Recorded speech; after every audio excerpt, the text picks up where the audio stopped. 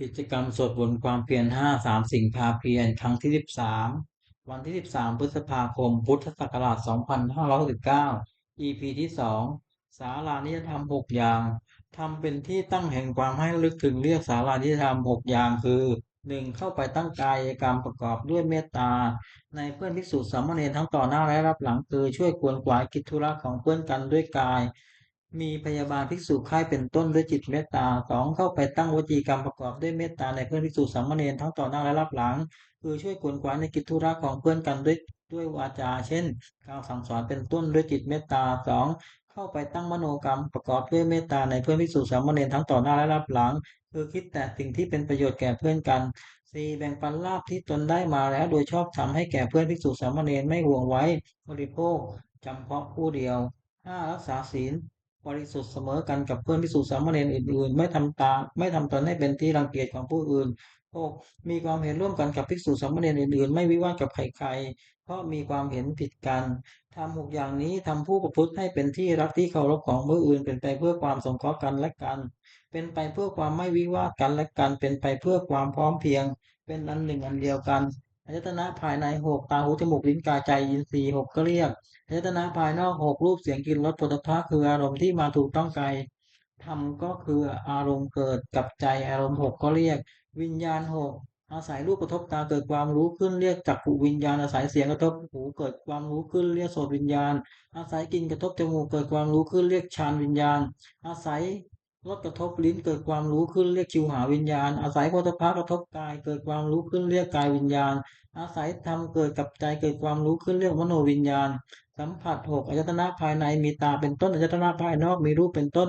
วิญญาณมีจักขุวิญญาณเป็นต้นกระทบกันเรียกสัมผัสมีชื่อตามอายตนะภายในเป็น6คือ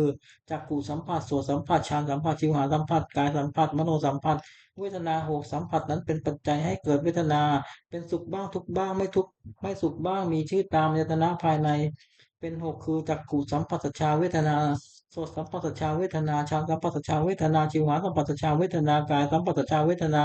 มโนสัมผัสชาเวทนาธาตุ6 1ปฐวีธาตุคือธาตุดิน2อาโปธาตุคือธาตุน้ำ3เตโชธาตุคือธาตุไฟ4วายโยธาตุคือธาตุลม5อากาศธาตุคือช่องว่างมีในกาย6วิญญาณธาตุคือความรู้อะไรได้สัตตกะคือหมวด7อปริหานิยธรรม7 อย่างทำไม่เป็นที่ตั้งแห่งความเสื่อมเป็นไปเพื่อความเจริญฝ่ายเดียวชื่อว่าอปริหานิยธรรมมี7 อย่างคือ1บรรประชุมกันเนืองนิด2เมื่อประชุมกันก็พร้อมเพรียงกันประชุมเมื่อเลิกก็พร้อมเพรียงกัน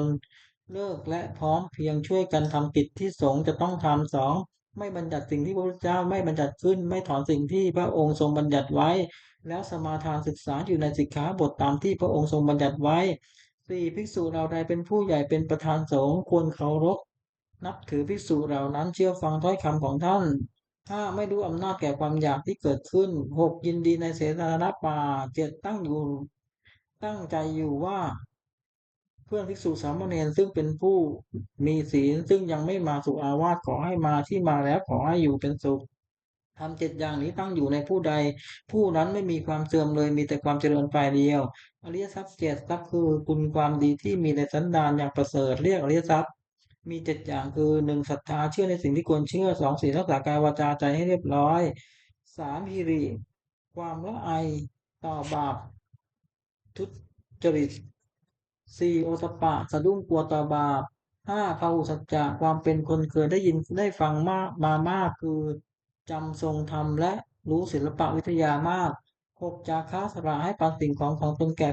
ผู้ที่ควรให้ปัน7ปัญญาความรอบรู้สิ่งที่เป็นประโยชน์และไม่เป็นประโยชน์สัพปุริสธรรม7 อย่างธรรมของสัตบุรุษเรียกว่าสัพปุริสธรรมมี7 อย่าง1ธรรมัญ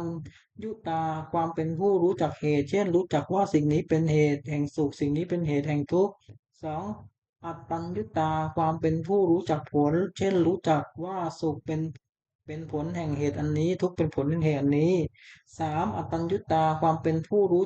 จักตนว่าเราว่าโดยชาติตระกูลยศศักดิ์สมบัติบริวารความรู้และคุณธรรมเพียงเท่านี้แล้วประพฤติตนให้สมควรแก่ที่เป็นอยู่อย่างไร4มัตตัญญุตาความเป็นผู้รู้ประมาณในการแสวงหาเครื่องเลี้ยงชีวิตแต่โดยทางที่ชอบและรู้จักประมาณในการบริโภคแต่พอควร ห้าการัญยุตาความเป็นผู้รู้จักการเวลาอันสมควรในอันประกอบกิจนั้นๆหกปริสัญยุตาความเป็นผู้รู้จักประชุม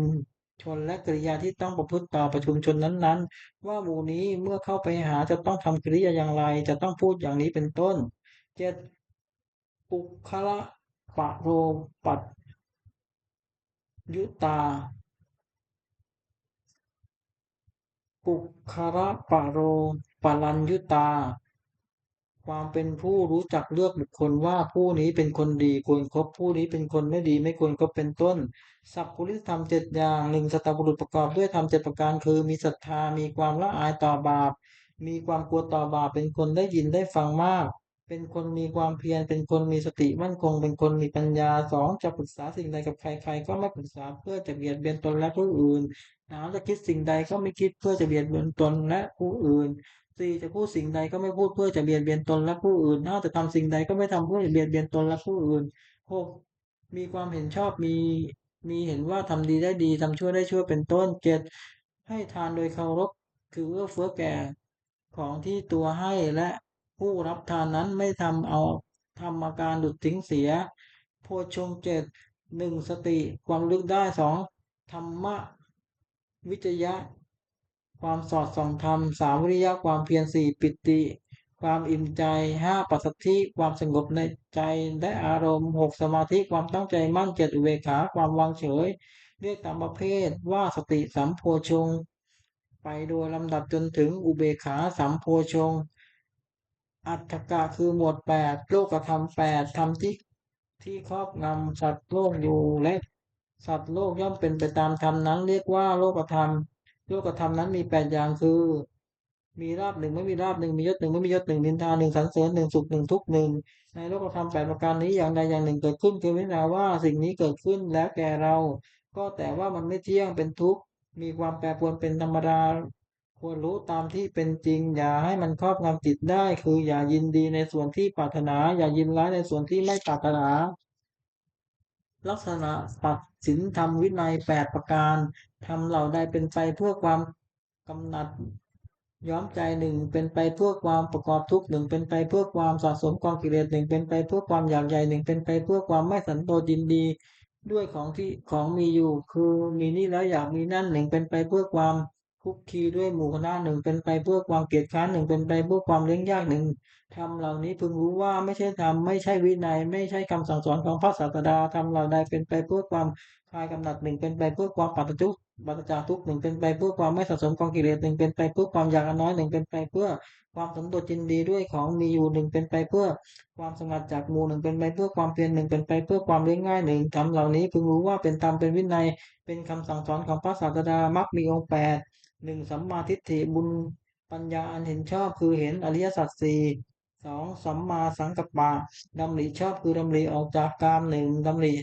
ในอันไม่พยาบาทหนึ่งดำริในอันไม่เบียดเบียนหนึ่งสามสัมมาวาจาเจรจาชอบคือเว้นจากวิธีทุจริตสี่สัมมากัมมันตะทำการงานชอบคือเว้นจากกายทุจริตสามห้าสัมมาอาชีวะเลี้ยงชีวิตชอบคือเว้นจากความเลี้ยงชีวิตโดยทางที่ผิดหกสัมมาวาจายามะ สัมมาวายามะเพียรชอบคือเพียรในที่สี่สถานเจ็ดสัมมาสติระลึกชอบคือระลึกในสติปัฏฐานทั้งสี่แปดสัมมาสมาธิตั้งใจไว้ชอบคือเจริญญาณทั้งสี่ในองค์มรรค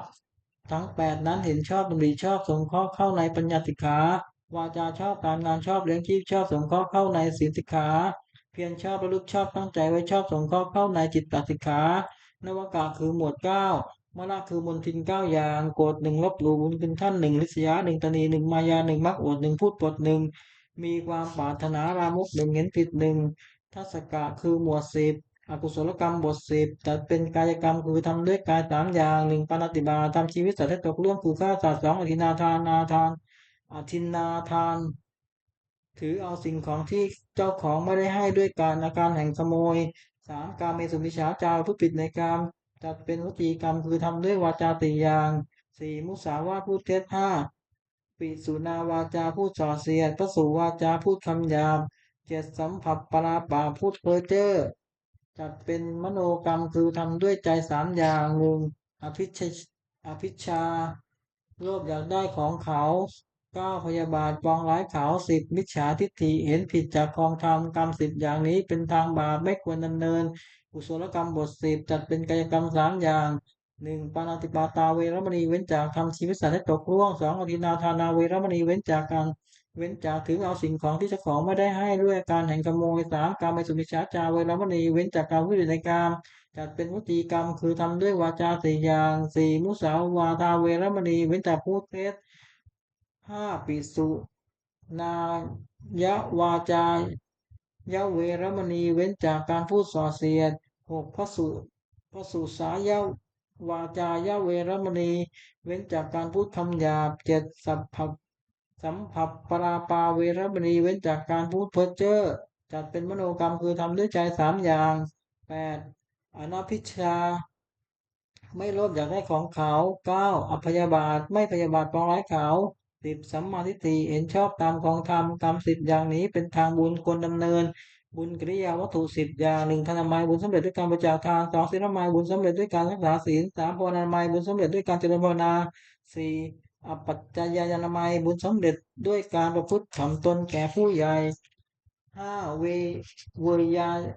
วัจจะไมยบุญสำเร็จด้วยการช่วยขวนขวายในกิจที่ชอบ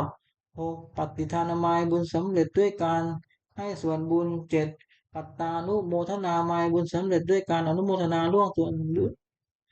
อมุทนาอนุโมทนาส่วนบุญ8ธรรมสวนาบุญสำเร็จด้วยการฟังธรรม9ธรรมเทศนามายบุญสำเร็จด้วยการแสดงธรรม10ทิฏทิฏฐุชุกรรมการทำความเห็นให้ตรงทำที่บรรพชิตควรพิจารณาเนืองๆ10 อย่าง1บรรพชิตควรพิจารณาเนืองๆว่าบัดนี้เรามีเพศต่างจากคฤหัสถ์แล้วอาการกิริยาใดๆของสมณะเราต้องทำอาการกิริยานั้นๆ2บรรพชิตควรพิจารณาเนืองๆว่าความเลี้ยงชีพของเราเนื่องด้วยผู้อื่นเราควรทำตัวให้เขาเลี้ยงง่าย2บรรพชิตควรพิจารณาเนืองๆว่าอาการกายวาจาอย่างอื่นที่เราจะต้องทำให้ดีขึ้น ไปกว่านี้ยังมีอยู่อีกไม่ใช่เพียงเท่านี้4มันไม่ใช่คุณวิจารณ์หนึ่งว่าตัวของเราเองติเตียนตัวของเราเองโดยศีลได้หรือไม่มันไม่ใช่คุณวิจารณ์หนึ่งว่าผู้ใคร่ควรแล้วติเตียนเราโดยศีลได้หรือไม่6มันไม่ใช่ควรพิจารณาหนึ่งว่าเราจะต้องพัดพรากจากของรักของชอบใจทั้งนั้น7มันไม่ใช่ควรพิจารณาหนึ่งว่าเรามีกรรมเป็นของตัวทำดีจากได้ดีทำชั่วจากได้ชั่ว8บรรพชิตควรพิจารณาหนึ่งว่าวันคืนล่วงไปบัดนี้เราทำอะไรอยู่9บรรพชิตควรพิจารณาหนึ่งว่าเรายินดีในที่สงัดหรือไม่10บรรพชิตควรพิจารณาหนึ่งว่าคุณวิเศษของเรามีอยู่หรือไม่ที่จะให้เราเป็นผู้ไม่เก้อเขินในเวลาเพื่อนบรรพชิตถามในการภายหลัง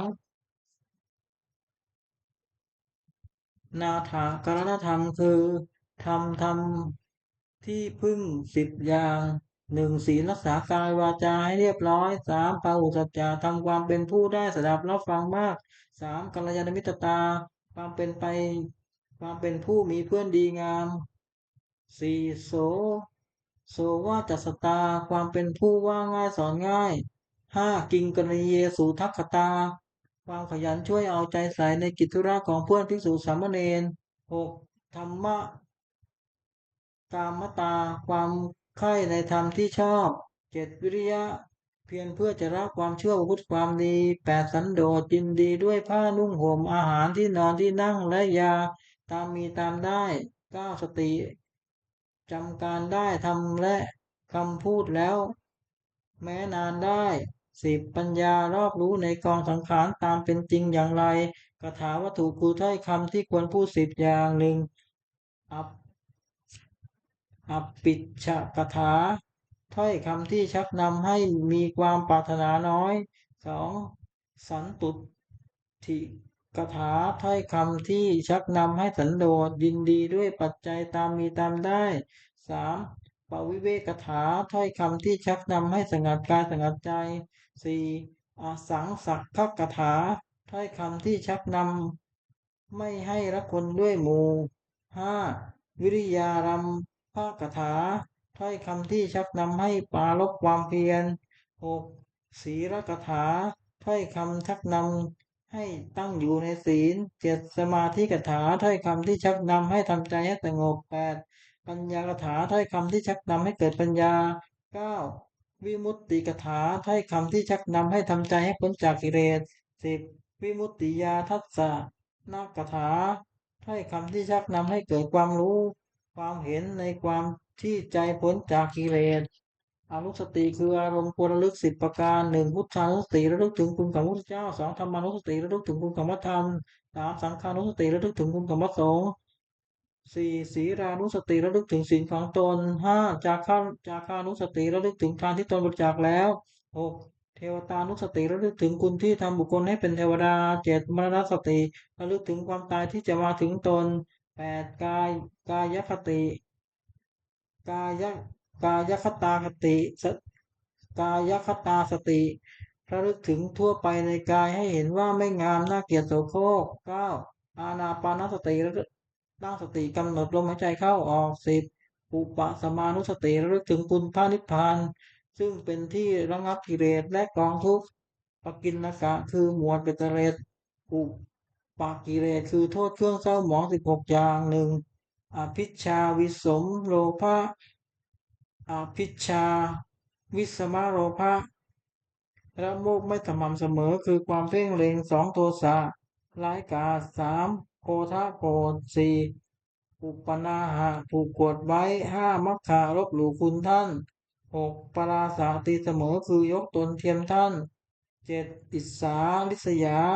คือเห็นเขาได้ดีทนอยู่ไม่ได้8มัจฉริยตานี9มารยาคือเจ้าเล่ห์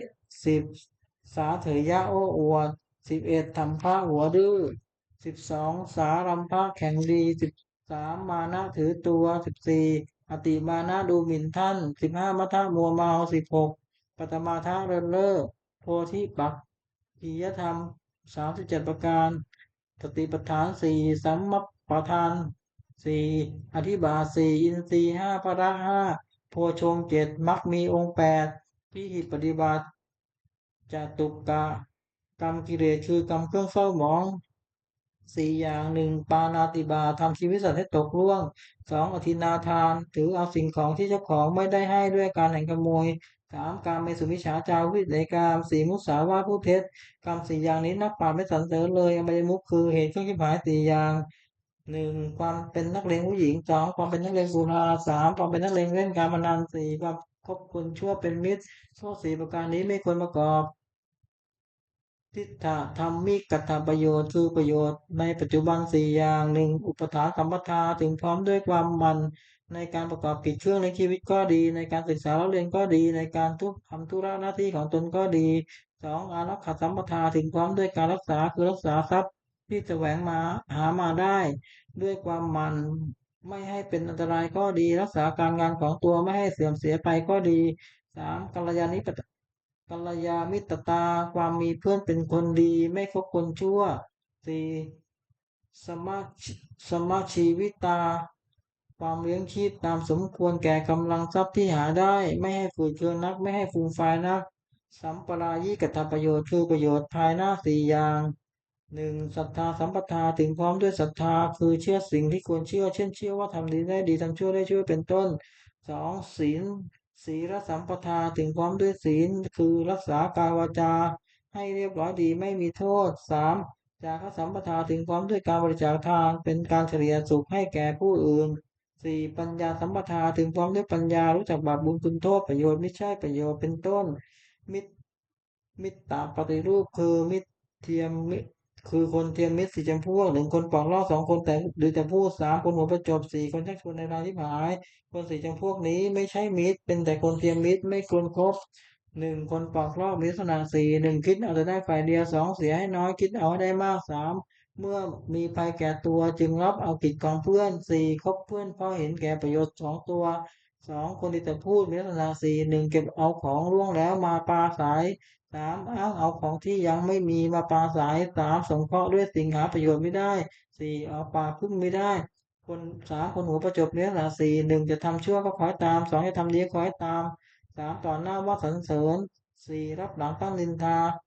คนชักชวนในทางที่หมายไม่หนา1ชักชวนให้ดื่มน้ำเมา2ชักชวนเที่ยวกลางคืนชักชวนให้มัวเมาในการเล่นชักชวนเล่นการพนัน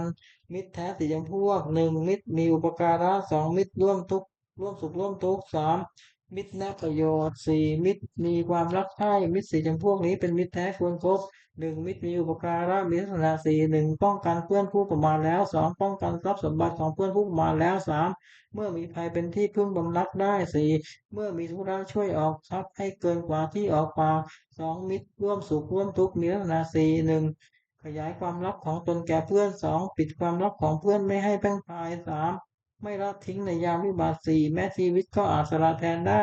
สามมิตรแนะนำประโยชน์มีลักษณะสี่หนึ่งห้ามไม่ให้ทำความชั่วสองแนะนำให้ตั้งอยู่ในความดีสามให้ฟังสิ่งที่ยังไม่เคยฟังสี่บอกทางสวรรค์ให้สี่มิตรมีความรักใคร่มีลักษณะสี่หนึ่งทุกด้วยสองสุขด้วย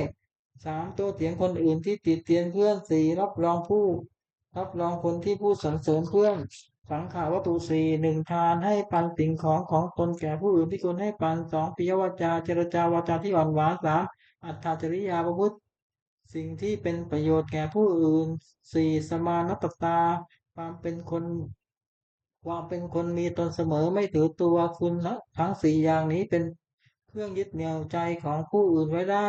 สุขของคฤหัสถ์สี่อย่างหนึ่งสุขเกิดแต่มีทรัพย์สองสุขเกิดแต่จ่ายทรัพย์บริโภคสองสุขเกิดแต่ความไม่ต้องเป็นหนี้สี่สุขเกิดแต่ประกอบการงานที่ปราศจากโทษความปรารถนาของบุคคลในโลกที่ได้สมหมายด้วยยากสี่อย่างหนึ่งขอสมบัติจงมีแก่เราโดยทางที่ชอบสองขอยศจงเกิดมีแก่เรากับญาติพี่น้องสามขอเราจงรักษาอายุให้ยืนนานสี่เมื่อสิ้นชีพแล้วขอเราจงไปบังเกิดในสวรรค์ทำเป็นเหตุให้สมหมายมีอยู่สี่อย่างหนึ่งศรัทธาสัมปทาถึงพร้อมด้วยความศรัทธาสองศีลสัมปทาถึงพร้อมด้วยรักษาด้วยศีลสามจาคะสัมปทาถึงพร้อมด้วยบริจาคทานห้าปัญญาสัมปทาถึงพร้อมด้วยปัญญาตระกูลอันมั่งคั่งจะตั้งอยู่ได้ ตั้งอยู่นานไม่ได้เพราะสถานสี่หนึ่งไม่แสวงหาพัสดุที่หายแล้วสองไม่บูรณะพัสดุที่ค้ำค่าสามไม่รู้จักประมาณในการบริโภคสมบัติสี่ตั้งสตรีหรือบุรุษทุศีลให้เป็นแม่เรือนพ่อเรือนผู้หวังจะดำรงตระกูลควรเว้นสถานสี่ประการนี้เสียธรรมของคฤหัสถ์สี่หนึ่งสัจจะซื่อสัตย์ สัจจะสัตย์ซื่อแก่กันสองธรรมะรู้จักข่มจิตของตนสามขันติอดทนสี่จาคะสละสิ่งให้ปันสละให้ปันสิ่งของตนแก่เพื่อแก่คนที่ควรให้ปันปัญจกาประโยชน์เกิดแต่การถือพวกทรัพย์ห้าอย่างแสวงหาพวกทรัพย์ได้ในทางที่ชอบแล้วหนึ่งเลี้ยงตัวมารดาบิดาบุตรบ่าวไพร่ให้เป็นสุขสองเลี้ยงเพื่อนฝูงให้เป็นสุขสามบำบัดอันตรายที่เกิดแก่เหตุต่างๆ สี่ทำพีห้าอย่างคือญาติพีสงเคราะห์ญาติขออติพีต้อนรับแขกขอบุพเปตพีทำมุทิศให้แก่ผู้ตายงอราชพีถวายเป็นหลวงมีภาษีความเป็นต้นจอเทวตาพีทำบุญอุทิศให้เทวดาห้าบริจาคทานในสมณพราหมณ์ผู้ประพฤติชอบ ศีลห้าปาณาติปาตาเวรมณีเว้นจากทำชีวิตสัตว์ตกล่วงสองอธินาทานาเวรมณีเว้นจากถือเอาสิ่งของที่เจ้าของไม่ได้ให้ด้วยการแห่งขโมยสามกาเมสุมิชฌาจาราเวรมณีเว้นจากการพูดผิดในการสี่มุสาวาทาเวรมณีเว้นจากการพูดเท็จ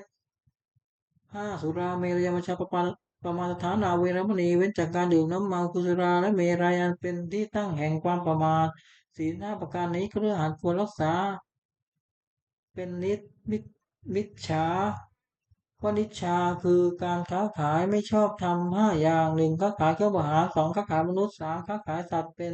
สำหรับข้าวเพื่อเป็นอาหารสี่ค้าขายน้ำเมาห้าค้าขายยาพิษการค้าขายห้าอย่างนี้เป็นข้อห้ามอุบาสกไม่ให้ประกอบสมบัติของอุบาสกห้าประการหนึ่งประกอบด้วยศรัทธาสองมีศีลบริสุทธิ์สามไม่ถือมงคลตื่นข่าวคือเชื่อกรรมไม่เชื่อมงคลสี่ไม่แสวงหาเขตบุญนอกพระพุทธศาสนานอกพุทธไม่แสวงหาบุญนอกพุทธศาสนาห้าบำเพ็ญกุศลบำเพ็ญบุญแต่ในพุทธศาสนาอุบาสกพึงตั้งอยู่ในสมบัติห้าประการแล้วเว้นจากการวิบัติห้าประการซึ่งวิปริตจากสมบัตินั้นฉักกะทิศหกปุรัตถิมทิศคือทิศเบื้องหน้ามารดาบิดาทักขิณทิศคือทิศ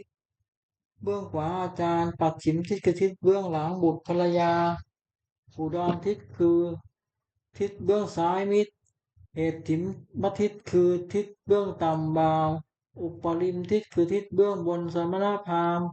ปุรถิมทิศคือทิศเบื้องหน้ามารดาบิดาบุตรพึงบำรุงด้วยสถานห้าหนึ่งท่านได้เลี้ยงมาแล้วเลี้ยงท่านตอบสองทำกิจของท่านสามดำรงวงศ์ตระกูลสี่ประพฤติตนให้เป็นคนควรรับทรัพย์มรดกห้าเมื่อท่านล่วงลับไปแล้วทำบุญอุทิศให้ท่านมารดาบิดาได้บำรุงชนี้แล้วย่อมอนุเคราะห์บุตรด้วยสถานห้าหนึ่งห้ามไม่ให้ทำความชั่วสองให้ต้องอยู่ในความดีสาม ให้ศึกษาศิลปวิทยาสี่หาภรรยาที่สมควรให้ห้ามอบทรัพย์ให้ในสมัยสองทักษิณทิศคือทิศเบื้องขวาอาจารย์สิทธิ์พึงบำรุงด้วยสถานห้าหนึ่งด้วยลุกขึ้นยืนรับสองด้วยเข้าไปยืนคอยรับใช้สามด้วยเชื่อฟังสี่ด้วยอุปถากห้าด้วยเรียนศิลปวิทยามาโดยเคารพ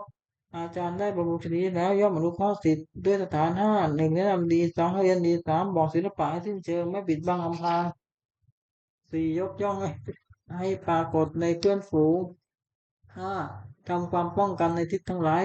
คือจะไปทิศไหนก็ไม่อดอยากสามปัดชิมทิศคือทิศเบื้องหลังภรรยาสามีบำรุงด้วยสถานห้าหนึ่งด้วยยกย่องนับถือว่าเป็นภรรยาสองด้วยมิได้ดูหมิ่นสามด้วยไม่ประพฤติล่วงใจสี่ด้วยมอบความเป็นใหญ่ให้ห้าด้วยให้เครื่องแต่งตัวภรรยาได้รับบำรุงชนี้แล้วย่อมอนุเคราะห์สามีด้วยสถานห้าหนึ่งจัดการงานดีสองสองสงเคราะห์คนข้างเคียงของผัวดีสามไม่ประพฤติร่วงใจผัวสี่รักษาทรัพย์ที่ผัวหามาได้ห้าขยันไม่เกียจคร้านในกิจทั้งปวงสี่อุดรทิศคือทิศเบื้องซ้ายมิตรกุลบุตรภูมิบำรุงด้วยสถานห้าหนึ่งด้วยให้ปันสองด้วยเจรจาถ้อยคำไพเราะสามด้วยประพฤติประโยชน์สี่ด้วยความเป็นผู้มีตนเสมอห้าด้วยไม่แกล้งกล่าวให้คลาดจากความเป็นจริงมิตรได้ มิตรได้รับประมูลชนี้แล้วย่อมอนุเคราะห์กุลบุตรด้วยสถานห้าหนึ่งรักษามิตรผู้ประมาทแล้วสองรักษาทรัพย์ของมิตรผู้ประมาทแล้วสามเมื่อมีภัยเอาเป็นที่พึ่งพำนักได้สี่ไม่ละทิ้งในยามวิบัติห้านับถือตลอดถึงวงของญาติมิตร เหตุถิมทิศคือทิศเบื้องต่ำบ่าวนายพึงบำรุงด้วยสถานห้าหนึ่งด้วยจัดการงานให้ทำตามสมควรแก่กำลังสองด้วยให้อาหารและรางวัลสามด้วยรักษาพยาบาลในเวลาที่เจ็บไข้สี่ด้วยแจกของมีรสแปลกประหลาดให้กินห้าด้วยปล่อยในสมัยบ่าวได้บำรุงชนี้แล้วย่อมอนุเคราะห์นายด้วยสถานห้าหนึ่งลุกขึ้นทำการงานก่อนนายสองเลิกการงานทีหลังนายสามถือเอาแต่ของที่นายให้สี่ทำการงานได้ให้ดีขึ้นห้านำคุณของนายไปสรรเสริญในที่นั้นหกอุปริมทิศคือทิศเบื้องบนสมณพราหมณ์กุลบุตรพึงบำรุงด้วยสถานห้าหนึ่งด้วยกายกรรมคือทำอะไรประกอบด้วยเมตตาสองทำด้วยวจีกรรมคือพูดอะไรประกอบด้วยเมตตาสามมโนกรรมคือคิดอะไรประกอบด้วยเมตตา ด้วยความสี่ด้วยความเป็นผู้ไม่ปิดประตูคือไม่ได้ห้ามเข้าบ้านเรือนห้าด้วยให้อามิสทานสมณพราหมณ์ได้บำรุงชะนี้แล้วย่อมอนุเคราะห์กุลบุตรด้วยสถานหกหนึ่งห้ามไม่ให้กระทำความชั่วสองให้ตั้งอยู่ในความดีสามอนุเคราะห์ด้วยน้ำใจอันงามสี่ให้ได้ฟังสิ่งที่ยังไม่เคยฟังห้าทำสิ่งที่เคยฟังแล้วให้แจ่มหกบอกทางสวรรค์ให้ อบายมุขคือเหตุเครื่องยิ้มหายหกหนึ่งดื่มน้ำเมาสองเที่ยวเอาคืนสามเที่ยวดูการเล่นสี่เล่นการพนันห้าคบพวกเชื้อเป็นมิตรหกเกียรติค้านทำการงานหนึ่งดื่มน้ำเมามีโทษหกหนึ่งเสียทรัพย์สองขอทะเลาะวิวาทสองเกิดโรคสี่ต้องติดเตียนห้าไม่รู้จักอายหกทอนกำลังปัญญาสองเที่ยวกลางคืนมีโทษหกหนึ่งเชื่อว่าไม่รักษาตัวสองเชื่อว่าไม่รักษาลูกเมียสามเชื่อว่าไม่รักษาทรัพย์สมบัติสี่เป็นที่ระแวง ของคนทั้งหลายห้ามักถูกใส่ความหกได้ความลำบากมากสามเที่ยวดูการละเล่นมีโทษตามวัตถุที่ไปดูหกหนึ่งเราที่ไหนไปที่นั่นสองขับร้องที่ไหนไปที่นั่นสามดีสีที่เป่าที่ไหนดีสีที่เป่าที่ไหนไปที่นั่นสี่เสพาที่ไหนไปที่นั่นห้าเพลงที่ไหนไปที่นั่นหกเกิดเธอที่ไหนไปที่นั่นเล่นการพนันมีโทษหกหนึ่งเมื่อชนะย่อมก่อเวรสองเมื่อแพ้ย่อมเสียดาย ทรัพย์ที่เสียไปสามทรัพย์ย่อมชิบหายสี่ไม่มีใครเชื่อถือถ้อยคำห้าเป็นที่หมิ่นประมาทของเพื่อนหกไม่มีใครไม่มีใครประสงค์จะแต่งงานด้วยห้าคนคบคนชั่วเป็นมิตรมีโทษตามบุคคลที่คบหก 1ทำให้เป็นนักเลงการพนัน2นำให้เป็นนักเลงเจ้าชู้3นำให้เป็นนักเลงวงเล่า4นำให้เป็นคนลวงเขาด้วยของปลอม5นำให้เป็นคนลวงเขาทิ้งหน้า6นำให้เป็นคนหัวไม้6เกียจคร้านทำการงานมีโทษ61มักให้อ้างว่าหนาวนักแล้วไม่ทำงาน2มักให้อ้างว่าร้อนนักแล้วไม่ทำงาน3มักให้อ้างว่าเวลาเย็นแล้วไม่ทำงาน4มักให้อ้างว่ายังเช้าอยู่แล้วไม่ทำงานมักให้อ่านว่าหิวนักแล้วก็ไม่ทำงานมักให้อ้างว่ากระหายนักแล้วก็ไม่ทำงานผู้หวังเจริญด้วยผู้กระทรัพย์พึงเว้นเหตุเครื่องยิบหาย6ประการนี้เสียยาเทปฏิทานคถายาเทวตาสันติวิหารวาสินีทูเปคะเรโพธิคะเรตหิงตาธรรมทานเนนะพระวันตุปจิตาโสติงกรวนเตทเวนะมันตะเลเทราจมัชฌานาวกาจะพิกขโวสารามิกาทานัมปริอุปาสกาคามาจเตตานิคมาเจสราตัปปานภูตาสุกิตาพระวันตุเตชราปุชาเยปีจันทวาตังเตตชาตาธโมปปัติกานิยานิกังธรรมวนาปฏิจเตสัพเพปิทุกขสังกโลตุสังขยังทัตตุจิรังตังธรรมโมธรรมัทธราชปุกราสังโฆโหตุ ธรรมโควาอัฏฐายติตายจะอาเมรกตุสัตธรรมโมสัพเพวิธรรมจารณีวุติงสัมปาปุญญามาธรรมเมระปเวเตสัมนาโหตุสัพเพปันโนปุสสะเนสัมมาทารังปเวทันโตกาเลเตวะปะตโตวุธิภาวายาสัตตานังสมิตังเนตุเมตนิงมาตาปิตาจารจานิตังลักขันติปุตตังเอวังกัมเมนะเดชโนปะชังลักขันตุสาพะทา เทวตายุทธนคถาทุกขปัตตาจนิทุกขาพยาปัตตาจนิพยาโสกปัตตาจนิโสกาหุตุสัพเพวิปาริโนเอตาวตาจามิสัมปตังปุญญสัมปตังสัพเพเทวานุโมทันตุสัพพสัมปติทิยาทานังตันตุสัตตายาสีรังรักันตุสัพพทาภาวนาพิรตาหุตุขจันตุเทวตาคตาสุมังคลคถา โหนตุสัพพังสุมังคลังรักขันตุสาปเทวตาสัพพพุทธานุภาเวนะโสติโหนตุนิรันตรังโหนตุสัพพังสุมังคลังรักขันตุสาปเทวตาสัพพธัมมานุภาเวนะโสติโหนตุนิรันตรังโหนตุสัพพังสุมังคลังรักขันตุสาปเทวตาสัพพสังฆานุภาเวนะโสติโหนตุนิรันตรังสัพเพพุทธาปรปัตตาปเจกานันจะยังพระรังรันตานันจะเตชะมันนมิตตปะโตสัพเพพุทธาปรปัตตาปเจกานันจะยังพระรังรันตานันจะเตชะมันนมิตตปะโต สัพเพพุทธาปรปัตตาปเจกานันจะยังพระรังอนันตานันจะเตชิมพระมันนมิตรปะโตสัพเพพุทธาปรปัตตาปเจกานันจะยังพระรังอนันตานันจะเตชิมพระมันนมิตรปะโตสัพเพพุทธาปรปัตตาปเจกานันจะยังพระรังอนันตานันจะเตชิมพระมันนมิตรปะโตสัพเพพุทธาปรปัตตาปเจกานันจะยังพระรังอนันตานันจะเตชิมพระมันนมิตรปะโตสัพเพพุทธาปรปัตตาปเจกานันจะยังพระรังอนันตานันจะเตชิมพระมันนมิตรปะโต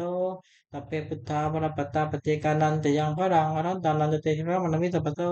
สัพเพพุทธาปรปัตตาปเจกานันจะยังพระรังอนันตานันจะเตชะมันมิสัพพโตบทแผ่เมตตาให้ตนเองอาหังสุขิโตโหมิขอให้ข้าพเจ้ามีความสุขอาหังนิทุกโขโหมิขอให้ข้าพเจ้าปราศจากความทุกข์อาหังเวโรโหมิขอให้ข้าพเจ้าปราศจากเวรอาหังอภยาหต อหังอภยาปโชโหมิขอให้ข้าพเจ้าปราศจากอุปสรรคทั้งปวงสุขีอัตนังปริหารามิขอให้ข้าพเจ้ามีความสุขกายสุขใจรักษาวาจาให้พ้นจากความทุกข์ภัยทั้งปวงเถิดบทสวดแผ่เมตตาให้สรรพสัตว์ทั้งหลายสัพเพสัตตาสัตว์ทั้งหลายที่เป็นเพื่อนทุกข์เกิดแก่เจ็บตายด้วยกันทั้งหมดทั้งสิ้นเอาเวลาโหตูจงเป็นสุขเป็นสุขเถิดจะได้มีเวรแก่กันและกันเลยเอาพยาปชาโหตูจงเป็นสุขเป็นสุขเถิดอย่าได้เบียดเบียนซึ่งกันและกันเลยอันนี้ข้าโหตูจงเป็นสุขเป็นสุขเถิดจะได้มีความทุกข์กายทุกข์ใจเลยสุขีอัตานังปริหารันตุจงมีความสุขกายสุขใจรักษาตนให้พ้นจากทุกข์ภัยทั้งสิ้นเถิดบทแผ่เมตตาอุทิศสัพเพสัตตาตถาโหนตุเวลาสุขาชีวิโนขอให้สัตว์ทั้งหลายจงอย่าได้มีเวรแก่กันและกันเลยจงเป็นผู้ดำเนินดำรงชีวิตอยู่เป็นสุขทุกเมื่อเถิดกตังปุญญังภารังไมหังสัพเพภาคีพระวันตุเตขอให้สัตว์ทั้งหลายจงได้เสวยบุญที่ข้าพเจ้าได้ทำบำเพ็ญแล้วด้วยกายวาจาใจแล้วนั้นเทน ขออานิสงส์แห่งบุญกุศลนี้จงเป็นทรัพย์สิริมงคลแก่ข้าพเจ้าให้แคล้วคลาดปลอดภัยจากทุกโศกโรคภัยอันตรายทั้งปวงให้มีแหล่งรายได้อันสุจริตมั่นคงเป็นสัมมาอาชีพอันชอบธรรมคำว่าไม่มีอดอยากยากจนขอให้ได้มีแก่ข้าพเจ้าขอให้ข้าพเจ้ามีสัมมาทิฏฐิตั้งมั่นในพระธรรมคำสอนแห่งองค์สมเด็จพระสัมมาสัมพุทธเจ้าดำรงอยู่ในความดีงามตลอดกาลนานอีกทั้งขอเทพเทวดาทั้งหลาย ผู้ได้อนุโมทนาสาธุการในบุญกุศลนี้โปรดประสิทธิ์ประสาทพรน้อมส่งอนุภาพแห่งมงคลไปสู่วัตถุมงคลหลวงปู่ทวดยอดเศรษฐีบนมหายันหลวงปู่มหาศิลา รวมถึงวัตถุมงคลทั้งปวงที่สามสิ่งศักดิ์สิทธิ์ได้จัดตั้งขึ้นให้เปี่ยมด้วยพุทธานุภาพเทวานุภาพและฤทธานุภาพอันศักดิ์สิทธิ์อำนวยผลให้เป็นสิริมงคลแก่ผู้ครอบครองและบูชาทุกประการเทอญสาธุสาธุสาธุ